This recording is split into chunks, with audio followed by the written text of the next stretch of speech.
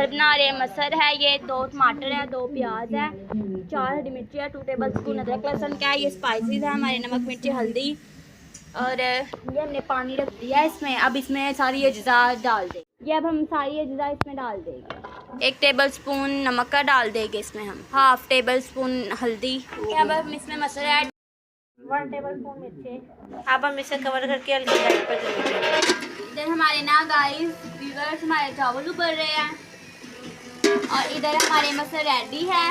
बस हमने तड़का लगाना है। अब इसको प्याज का तड़का लगाएंगे। प्याज को काट कटिंग करके हमने ऑयल डाल दिया इसमें और हम इसको आंच को हल्की कर देंगे। तड़का लगा ये देखिए व्यूवर्स, हमने तड़का लगा के इसमें ऐड कर डाल दिया था और हमने इसे अच्छे से मिक्स कर लिया था। ये देखिए ज़रा हमारे मसर बहुत अच्छे रेडी हो गए हैं।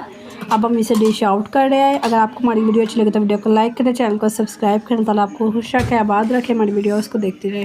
अल्लाह हाफिज़।